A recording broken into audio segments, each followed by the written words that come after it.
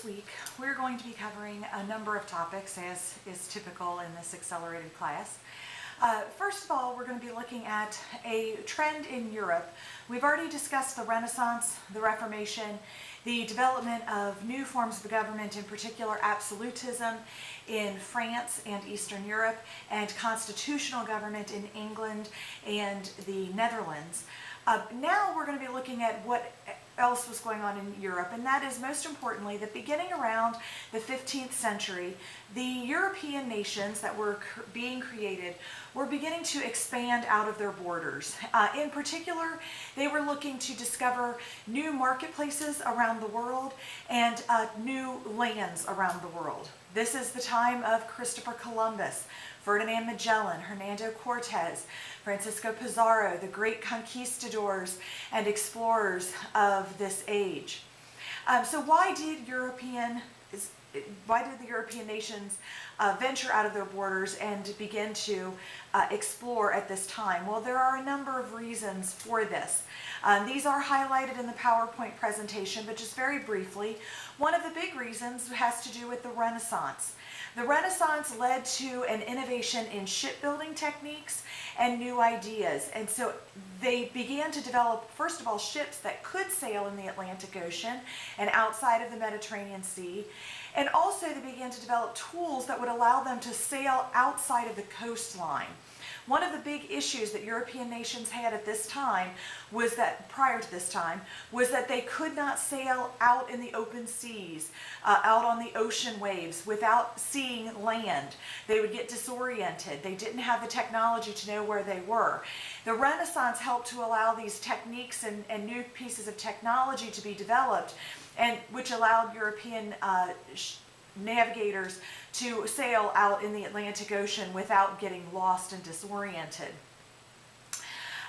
Another reason for this this expansion outside of their borders was an economic motivator. One of the other things we're going to be touching on this week is the middlemen empires of the Middle East.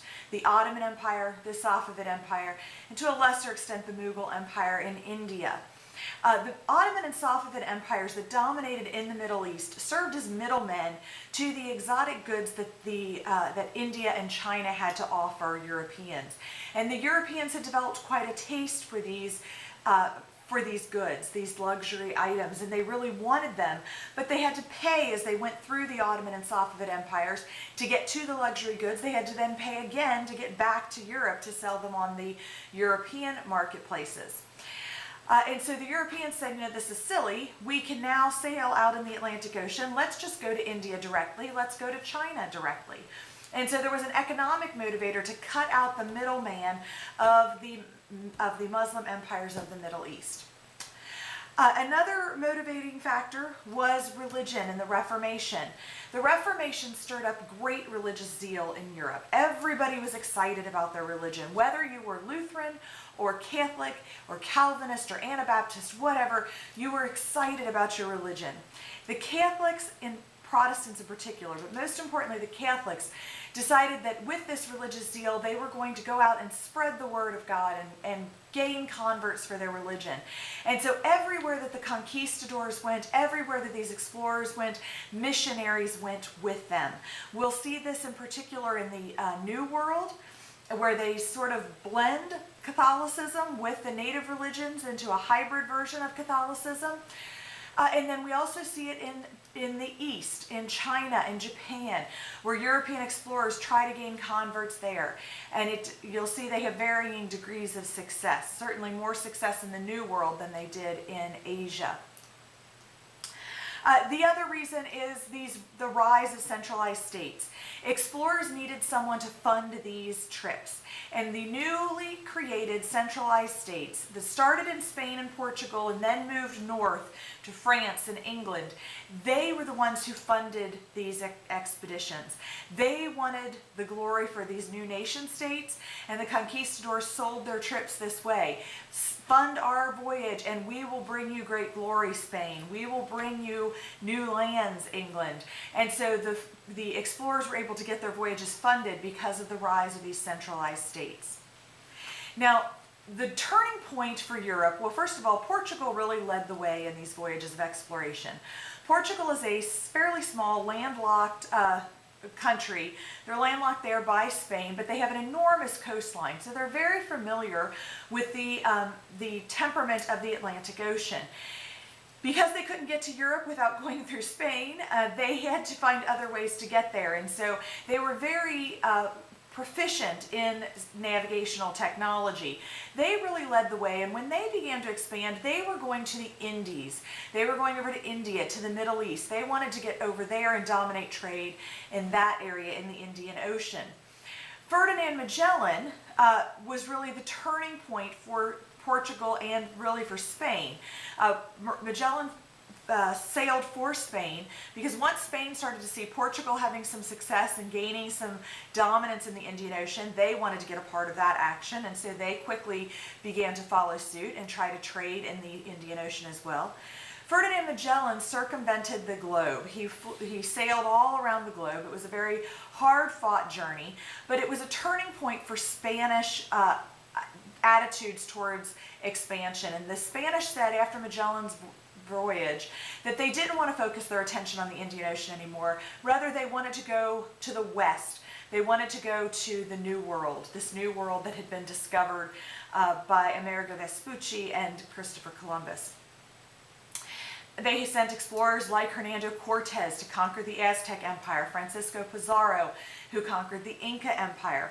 So you're going to read about those conquests. And one of the things that I want you to pay attention to is, first of all, what was life like for the Aztecs and for the Incas? Because they were fairly vibrant empires at different stages of their lives, but they were fairly vibrant empires prior to European contact. So what were those empires like? And then also, why were the Europeans able to conquer so easily? So look at things like the changes in attitude towards war, the religious connotations that were involved in the conquest.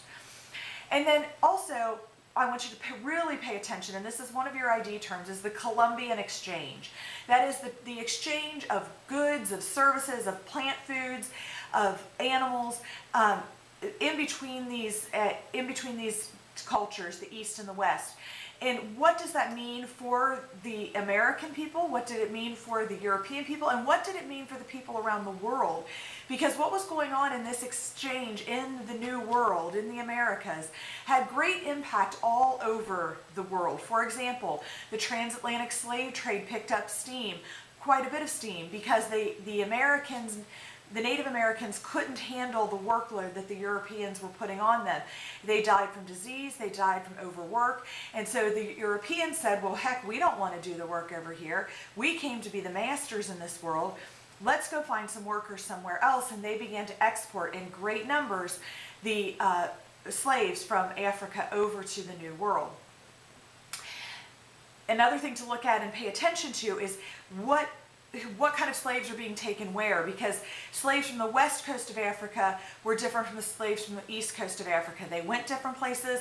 The people who were collecting slaves from the east and west coasts of Africa were looking for different things.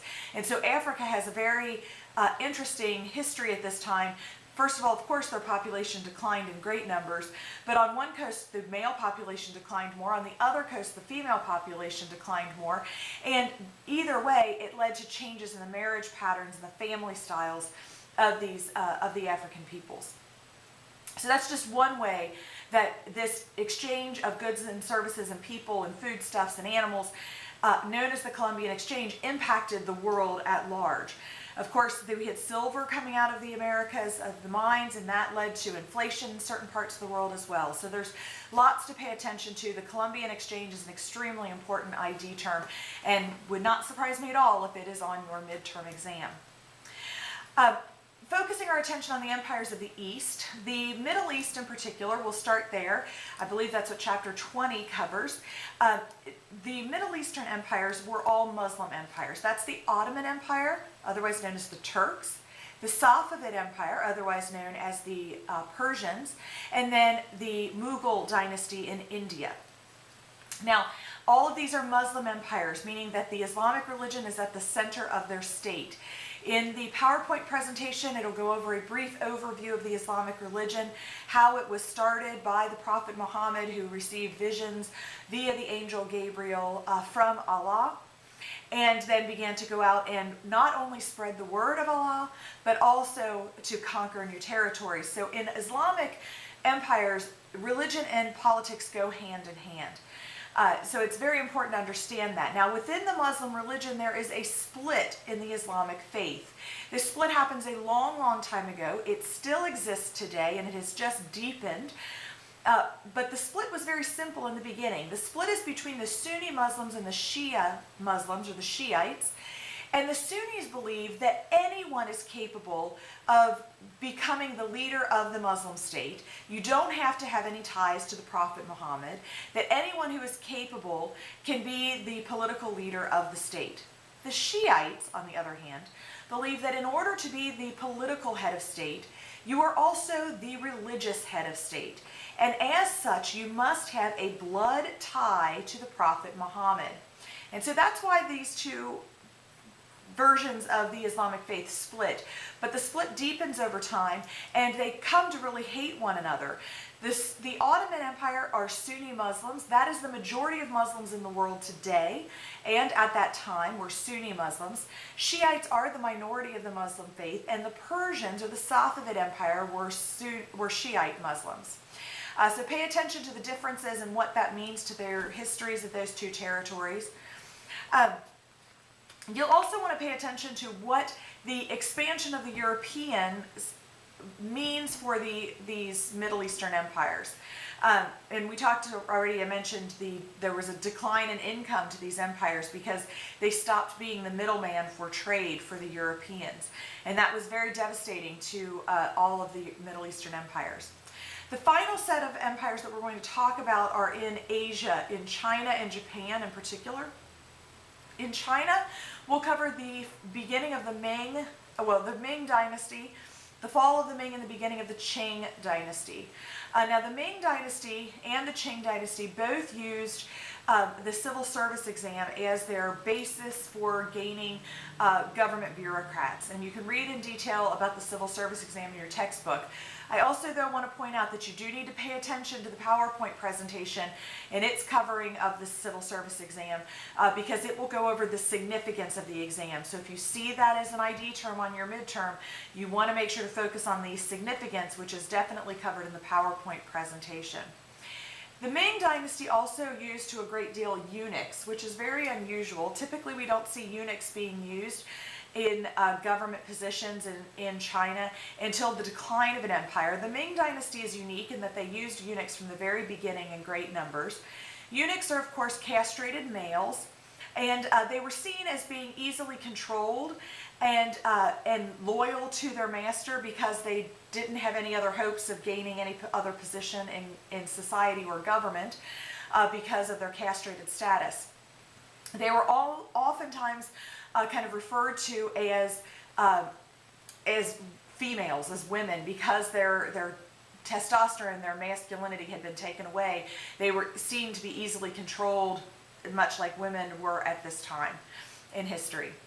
Eunuchs were used quite a bit from the very beginning in the Ming Dynasty, and so you'll want to read about that as well in your textbook, and what that means to the civil servant that took the civil service exam, because they were very disheartened by the fact that eunuchs had such control. Then in Japan, we see the rise of the Tokugawa shogunate, the decline in power of the samurai and the daimyos, and how this new centralized state develops in Japan. So one of the things that you want to pay attention to in looking at all of these Asian empires is, first of all, what are the similarities and differences between these various empires? Why do those similarities and differences exist? And then again, just like with the Middle Eastern empires, what is the reaction to European contact? Because the Europeans began to show up on the coast of China and Japan as well. China and Japan welcomed them differently. Japan welcomed the Europeans initially. They brought them firearms, they brought them technology and ideas that they did not have, but very quickly the Japanese realized that these Europeans could be dangerous, and so they quickly changed their attitude and kicked them out of their country in order to try to preserve the Japanese heritage. The Chinese were more skeptical from the get-go, but they also tried to limit the contact of the Europeans. So pay attention to what kind of contact the Europeans had and what that really means to these Asian empires.